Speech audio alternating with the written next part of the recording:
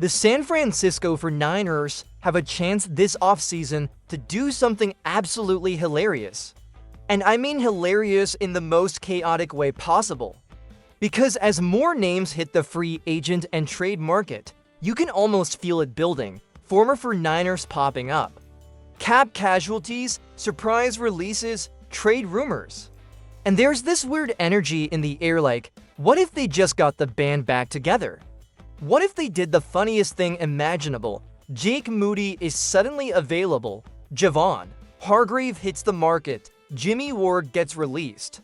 And you already know some fans are half joking, half serious saying, just run it back.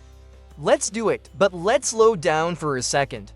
Let's start with the kicker situation, because that one actually matters more than people think. Eddie Pinheiro was incredibly efficient, one of the highest conversion rates in the league.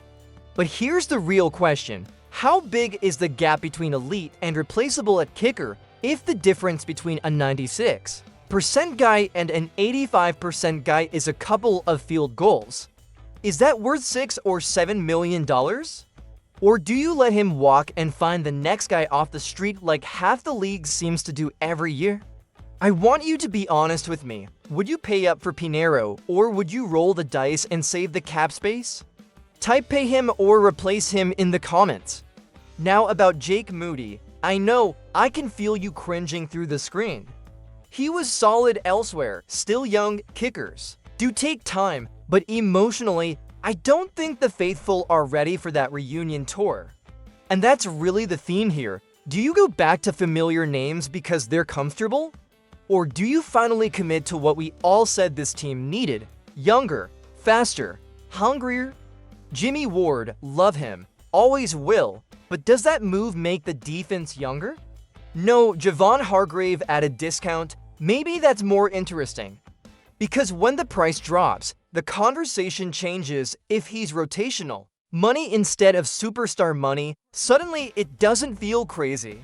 But this is where it gets bigger than nostalgia.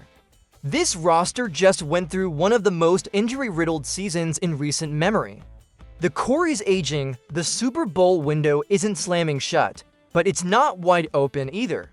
So here's the real question you need to answer as a fan. Are you trying to relive 2022? Or are you trying to win 2026? Because what happens next, especially with these trade rumors starting to swirl, might tell us exactly which direction this front office is leaning. And trust me, the Vikings connection that's developing, that could change everything. Now here's where things start to feel less like coincidence and more like something is quietly brewing behind the scenes. The Minnesota Vikings suddenly have cap problems. They're reportedly open to trading Pro Bowl edge rusher Jonathan Greenard.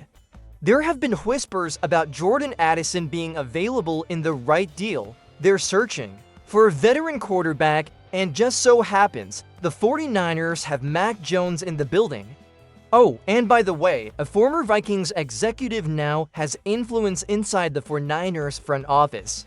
You see what I'm saying? This isn't random dots on a board. These are dots that actually connect. Let's start with Jonathan Greenard.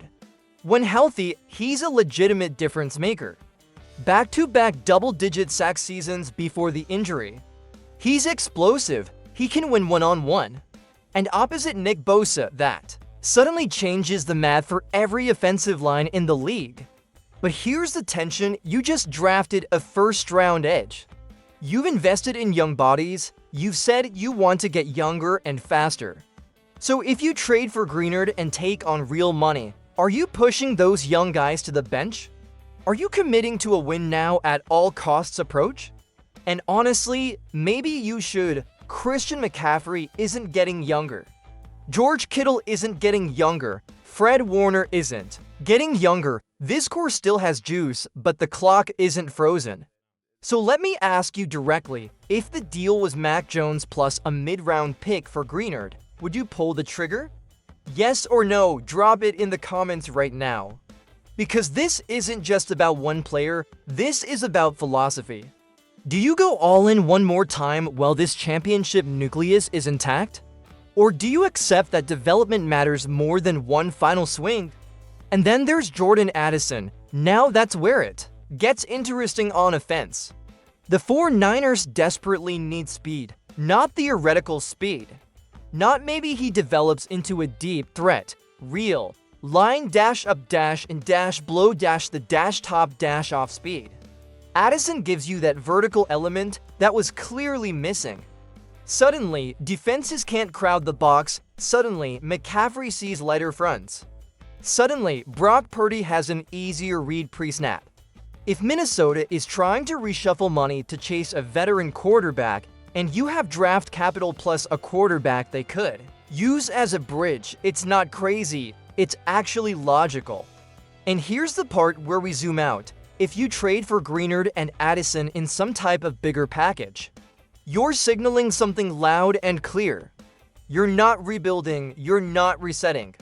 You're saying this is the year. Now let me pause you for a second, because if you're still watching right now, you're exactly who this channel is built for. The faithful, if you believe this team is one or two bold moves away from fueling another Super Bowl run, then help fuel this channel the same way. Hit that subscribe button. We're pushing toward 2,000 subscribers, and we're building this community the right way. Smart football talk, real debates, no fluff. And if you really want to support what we're building, use the super thanks or the hype feature. Don't think of it as a donation. Think of it as fueling the quest for the next Lombardi. Every bit goes back into improving production, upgrading content, and growing this community. Of the faithful, we're in this together. Alright, back to business. There's risk here. Greenard is coming off injury. Addison would cost real assets. And you still have questions at defensive tackle, offensive line depth, and corner. But here's what I keep coming back to. Standing still is also risky. If you sit back and rely purely on development, you're betting that injured players return at full strength. You're betting that young pass rushers suddenly become reliable. You're betting that the offense magically regains explosive plays without adding speed. That's a lot of baits, so I'll ask you one more time before we move on. Are you all in this year, or are you building for the long haul? Type all in or build smart below. Because if the 49ers don't go big in the first wave of free agency or trades, then the real strategy might be something a little more subtle. And that's where the bargain bin comes in.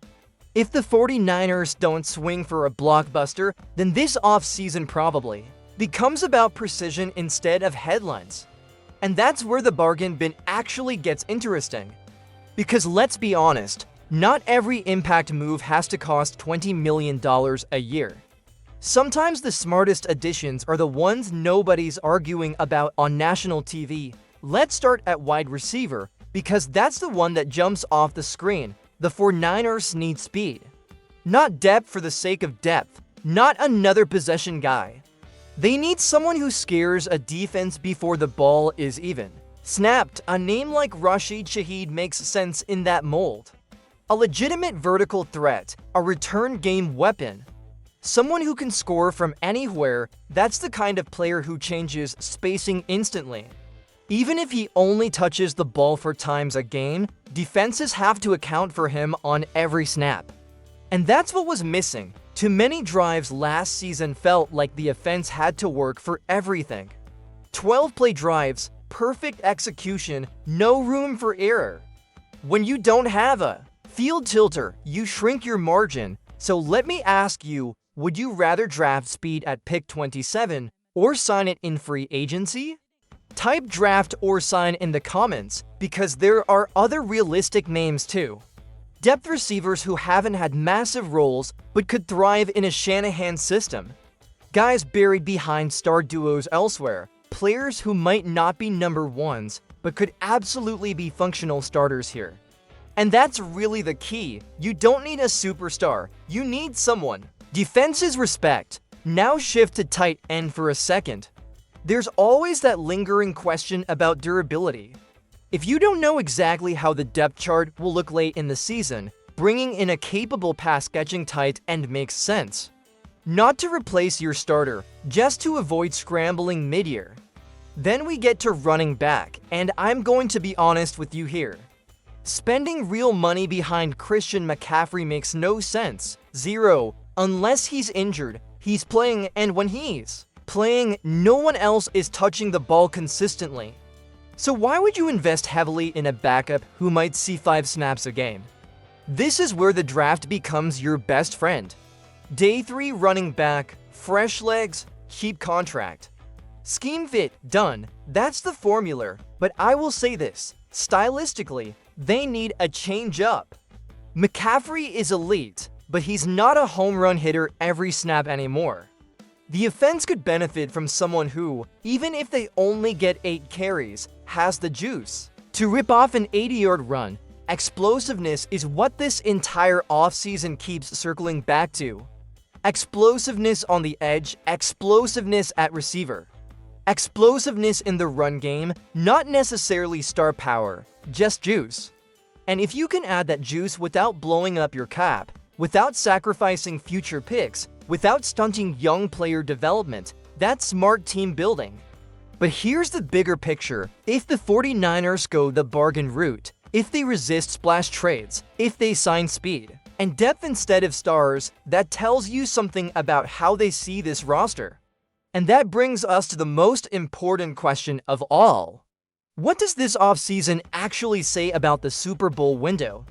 This is the part nobody wants to say out loud. But you and I are going to say it anyway. This offseason feels different. Not dramatic, not desperate, but different.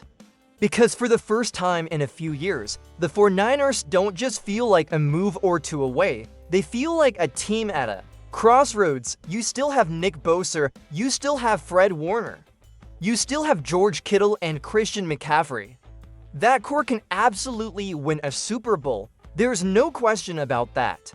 But the margin for error isn't what it used to be. The injury season exposed depth issues.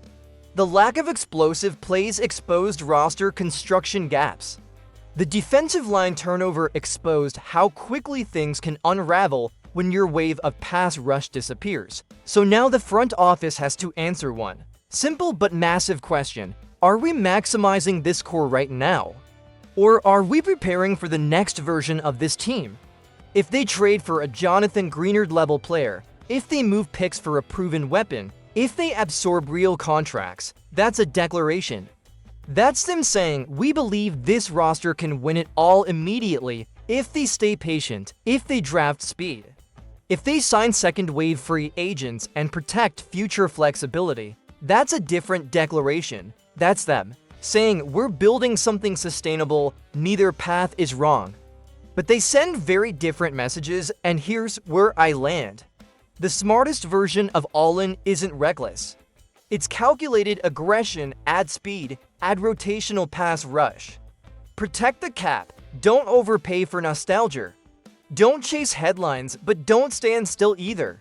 Standing still in the NFC right now is dangerous. So I want you to think about this before you answer. Is this the final true Super Bowl window for this core, or do you believe they've got multiple runs left in them? Type last window or multiple runs in the comments. I genuinely want to know where you stand.